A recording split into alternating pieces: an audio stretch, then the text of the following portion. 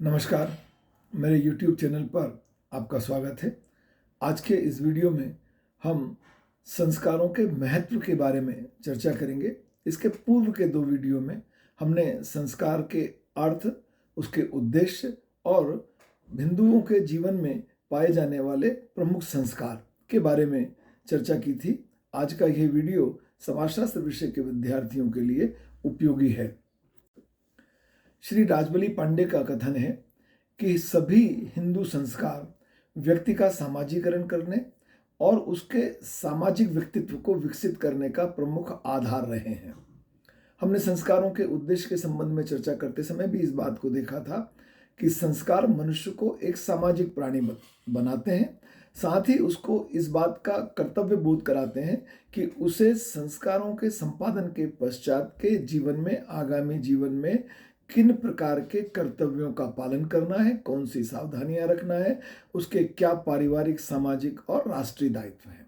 सामाजिक जीवन में विभिन्न प्रकार के जो संस्कार हैं, इनका कार्य मानव जीवन का परिष्कार और उसका शुद्धिकरण, उसके व्यक्तित्व का विकास, मानव जीवन को पवित्र बनाना, मनुष्य की सभी भौतिक और आध्यात्मिक आकांक्षाओं को प्रेरणा देना और उसे पूरा करने का माध्यम बताना तथा सामाजिक समस्याओं का समाधान करना, समाधान के लिए व्यक्ति को तैयार करना और उसको आनंद पूर्वक जीवन व्यतीत करने के लिए एक रास्ता दिखाना संस्कारों का उद्देश्य रहा है, संस्कारों का महत्व है। राजबली पांडे व्यक्ति के सामाजिकरण के माध्यम से संस्कारों को प्रमुखता प्रदान करते हैं। सभी संस्कार व्यक्ति के शारीरिक और मानसिक विकास का माध्यम रहे हैं। उसके शारीरिक विकास के प्रत्येक स्तर पर उसके लिए पृथक पृथक संस्कारों की व्यवस्था है, ताकि वह शारीरिक रूप से जब विकसित होता जाता है तो उसकी मानसिक अवस्था के अनुसार उसके लिए संस्कार हों। बाल्यावस्था से संबंधित संस्कारों का उद्देश्य बालक का शारीरिक और मानसिक विकास करना तथा उसको आचरण से संबंधित अनुशासित नियमों के माध्यम से प्रभावपूर्ण जीवन व्यतीत करने के लिए तैयार करना है। शारीरिक और मानसिक विकास का संबंध व्यक्ति के चरित्र पर होता है, उसकी चारित्रिक दृढ़ता इससे बनती है। उपनयन, वेदारंभ तथा समावर्तन संस्कार बालक के शारीरिक और मानसिक विकास का माध्यम रहे हैं। संस्कार सामाजिक समस्याओं का समाधान करते हैं।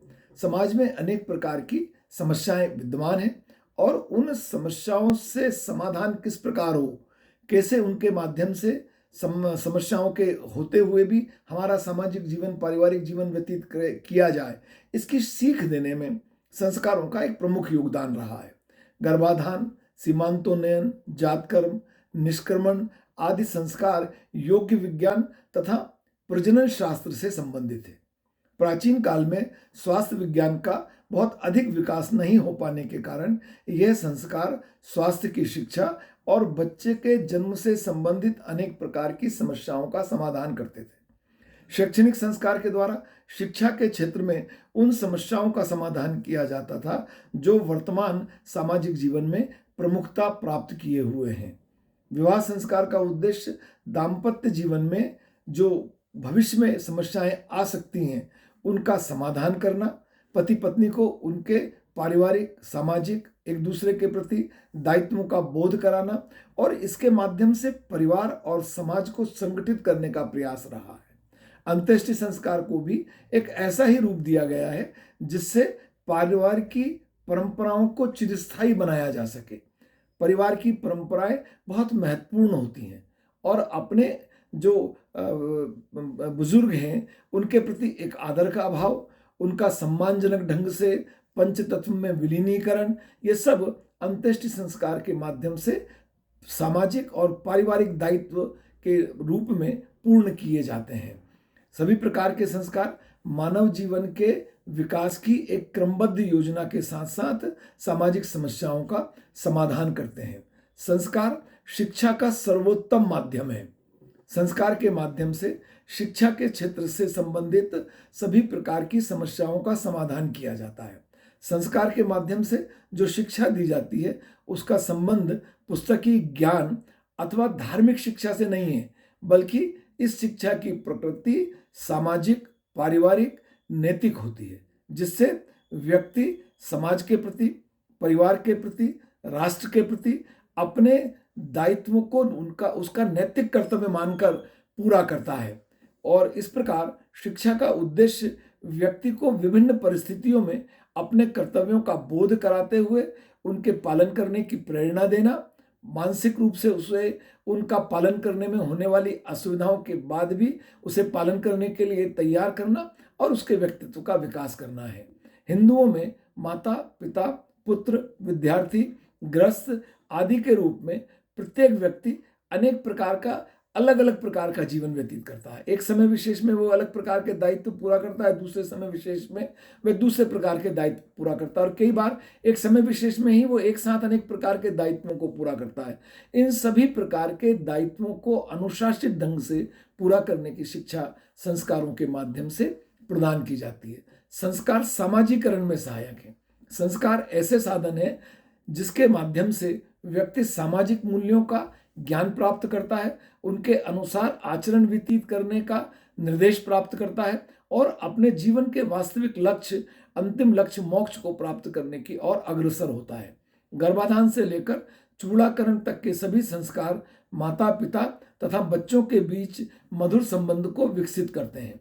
उपनयन से लेकर विवाह तक के सभी संस्कार व्यक्ति को उसके शैक्षणिक और सामाजिक कर्तव्यों का परिचय कराते हैं। संस्कारों के द्वारा ही व्यक्ति यह सीखता है कि विभिन्न दशाओं में उससे किस तरह के व्यवहारों की आशा की जाती है, और इस प्रकार संस्कार सामाजिक प्रशिक्षण और सामाजिकरण का कार्य करते हैं। और इस सामाजिक प्रशिक्षण के माध्यम से व्यक्ति को जो सिखाया जाता है वह अपना जीवन उन्हीं निर्देशों के अनुसार व्यतीत करने का प्रयास करता है।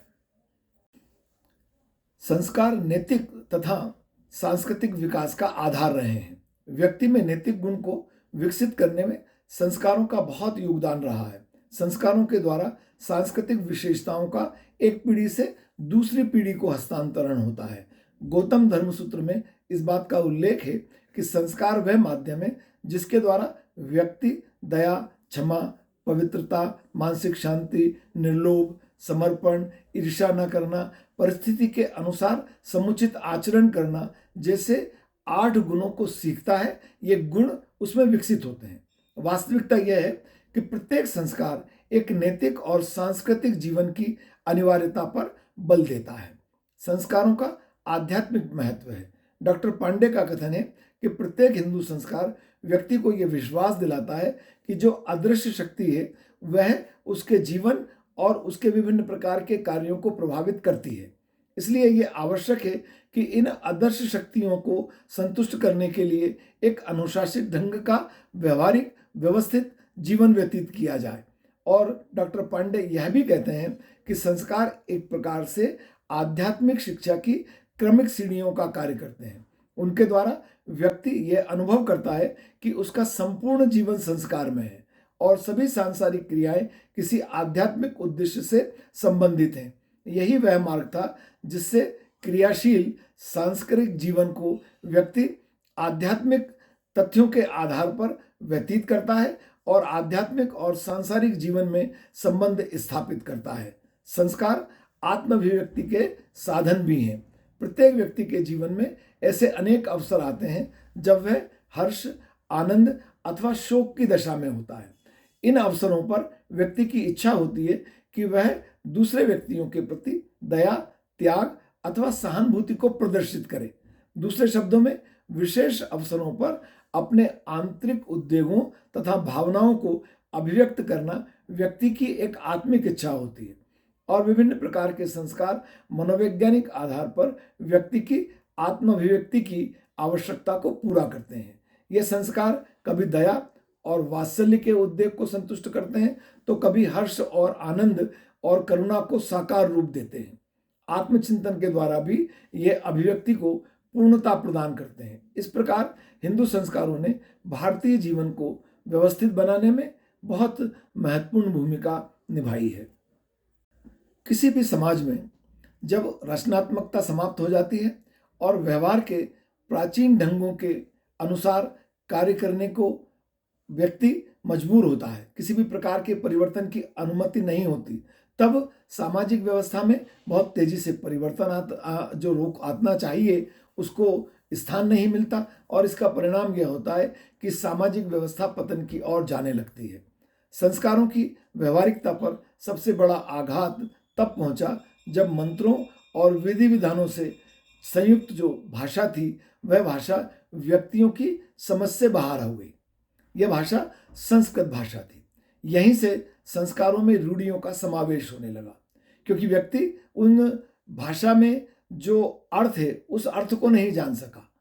तो उसका नहीं जानने का परिणाम यह हुआ कि अनेक प्रकार की रूढ़ियों का इसमें समावेश हो गया, और संस्कारों की वास्तविक भावना को भूलकर व्यक्ति अनेक प्रकार के संबंधित कर्मकांडों और रूढ़िगत प्रवृत्तियां जो विकसित हुई थीं उनको ही धर्म और व्यवहार का वास्तविक आधार मानने और समझने लगे। इसके पश्चात अशिक्षा और अज्ञानता में निरंतर वृद्धि होने लगी, और राजनीतिक कारणों से भी भारतीय सामाजिक व्यवस्था के जो छिन्न भिन्न हुई, जो उसके नकारात्मक परिणाम भारतीय सामाजिक व्यवस्था पर पड़े, उसका परिणाम ये हुआ कि संस्कार जो है वो व्यक्तिगत परिष्कार के माध्यम नहीं रहे। यही कारण है कि आज अधिकांश संस्कारों को हम एक निष्क्रिय और अनुपयोगी संस्था के रूप में पाते हैं, और उन्हें व्यवहार में अपने सामाजिक जीवन का, धार्मिक जीवन का अनिवार्य आधार नहीं मानते। और व्यक्ति जो संस्कार के माध्यम से सामाजिक प्राणी बनने की सीख प्राप्त करता था, जो उसके व्यक्तित्व के विकास में बहुत महत्वपूर्ण भूमिका निभाते थे, और वह संस्कार अपने दायित्वों को पूरा नहीं कर पा रहे। वर्तमान समय में यदि हम देखें तो जन्म, विवाह और मृत्यु, अंत्येष्टि, ये 3 प्रकार के ही प्रमुख संस्कार रह गए हैं, जबकि जो अन्य प्रकार के संस्कार हैं वो व्यक्ति को अपने आगामी दायित्वों का बोध कराते हैं, उसे सामाजिक, पारिवारिक, व्यक्तिगत जीवन में अनुशासित बनाने की सीख देते हैं। गर्भाधान संस्कार को समझा जा सकता है कि गर्भाधान संस्कार के माध्यम से उस स्त्री को जो गर्भवती है ये सीख दी जाती थी कि अब आपके साथ आपका एक और दायित्व हो गया, और इस दायित्व के परिणाम स्वरूप आपका भविष्य में किस प्रकार का अनुशासित जीवन होना चाहिए। अब गर्भाधान संस्कार कहीं देखने में नहीं आता। सामाजिक जीवन में संस्कार केवल 3 देखने में आ रहे हैं, जो मैंने अभी इसके पहले आपसे उल्लेख किया। उसके परिणाम स्वरूप संस्कार अपनी उपयोगिता खोते जा रहे हैं। आपका बहुत धन्यवाद। यदि आपने मेरे चैनल को सब्सक्राइब नहीं किया है तो मैं आपसे चैनल को पुनः सब्सक्राइब करने का अनुरोध करता हूं, और मेरे इस चैनल पर आपको समाजशास्त्र विषय के अतिरिक्त पारिवारिक, सामाजिक, राष्ट्रीय महत्व के तथा प्रेरणात्मक प्रसंगों के और शैक्षणिक महत्व के वीडियो देखने में आते हैं। आपका पुनः बहुत धन्यवाद।